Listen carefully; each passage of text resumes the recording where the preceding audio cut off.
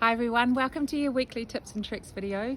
It's Matariki and tomorrow is the shortest day of the year, so I thought this might be a really good opportunity for us to recap on what we've been learning all year, but also make a couple of little resolutions because it's a real gardener's start to the year. The shortest day of the year means that our growing season is just going to start getting bigger and bigger into spring. So I've written down 5 key points, and I think if we can all remember these 5 things, then we're going to have a really successful small garden.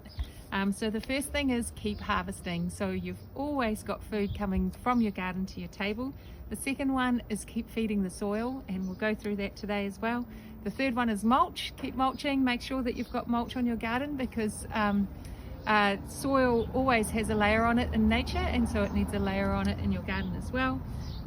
Keep planting, which we're doing because we're getting these boxes once a month, so that just keeps you planting.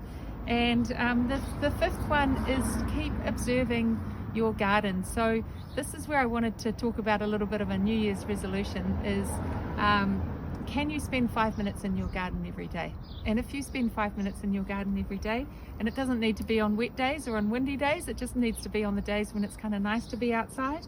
But if you do that, one, you'll be keeping on top of your pests, you'll be observing what's happening in your garden and what's growing and what grows best where, and you'll just be able to just keep on top of things like weeds and old dead things, and you'll just gain that familiarity with your garden and with what's going on, and you'll soon become really confident at dealing with the things that need to be dealt with before they become a big issue in your garden. So that's my biggest piece of advice for today. 5 minutes a day in your garden.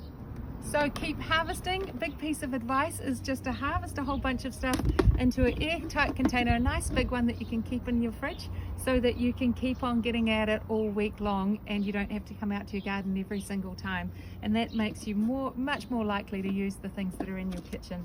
So just keep putting a whole bunch of your leaves and things in there and keep it in your fridge. The second one is feed the soil. So the really great closed loop that you can have in your household is to have a worm farm. They're so good because you can just keep on adding those nutrients back into your soil at any time.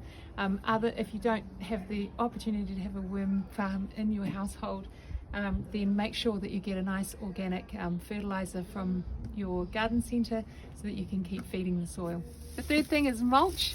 Look at all these tiny little weeds that are coming up here. I can just suppress them rather than having to pull them every time.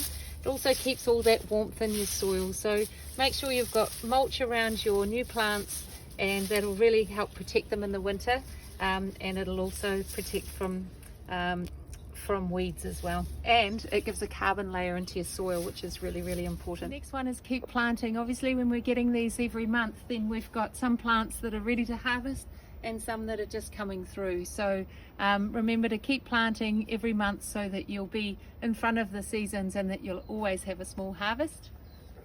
And the last one is come into your garden and observe it, because there's all sorts of things going on. If you look at this one, my first little broccoli is just coming up in there, and you can see that you can check them to see if you've got any bugs, and you can see if you've got a slug problem. You can see slime and stuff around your garden if you can see if there's slugs. So you can set a trap for slugs, you can pick off any of the caterpillars, and you can make sure that you're keeping on harvesting. Make sure that you're just pulling little bits of weeds every day. 5 minutes every time you're out here when the weather is good, and you'll keep on top of your small garden really well, and you'll just have all your vegetables thrive. So Matariki is a celebration of nature and of the bounty that comes from gardens. So it's all about harvesting, it's all about sharing food, and it's all about giving thanks. So happy Matariki everyone, ka kite.